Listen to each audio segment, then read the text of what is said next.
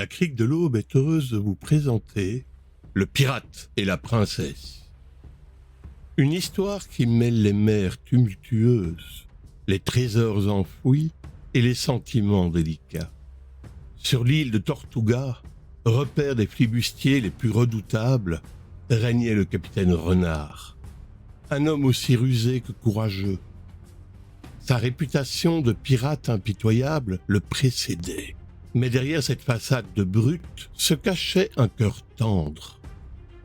Lors d'une de ses expéditions, Renard et son équipage capturèrent un navire marchand. Parmi les prisonniers se trouvait Isabella, une jeune princesse en route pour un mariage arrangé. D'une beauté saisissante et d'une intelligence vive, Isabella captiva immédiatement le cœur du pirate. Au fil des jours, Renard et Isabella se découvrirent une attirance mutuelle, bien loin des stéréotypes de leurs conditions. Le pirate, habitué à la rudesse de la vie en mer, était fasciné par la grâce et la culture de la princesse. Quant à Isabella, elle était séduite par l'honnêteté et la bravoure de Renard, qu'elle découvrait bien éloignée des récits qu'on lui avait faits sur les pirates.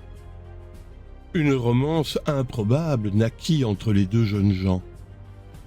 Renard, pour protéger Isabella, lui fit croire qu'il était un simple marin et lui raconta des histoires de ses voyages.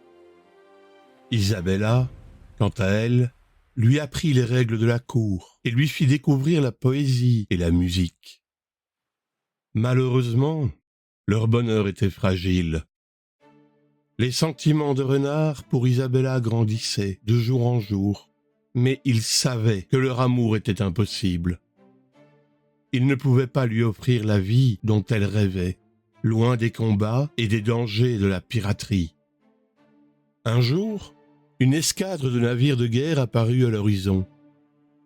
C'était le père d'Isabella, venu la chercher de force pour la marier. Renard savait qu'il devait la laisser partir, mais il ne pouvait supporter l'idée de la voir s'éloigner. Il lui promit de renoncer à la piraterie et de mener une vie honnête, mais il savait que cela ne serait jamais assez.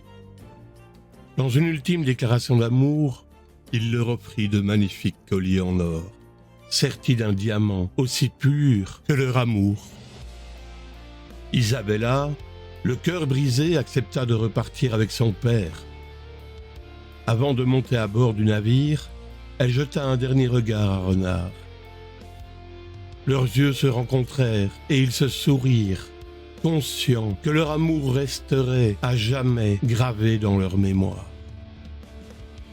Renard, quant à lui, retourna à Tortuga, le cœur lourd. Il enterra son trésor et son amour au même endroit, promettant de ne jamais oublier la princesse qui avait changé sa vie. Et ainsi, l'histoire du pirate et de la princesse prit fin, laissant derrière elle une légende qui hantera les mers pour l'éternité.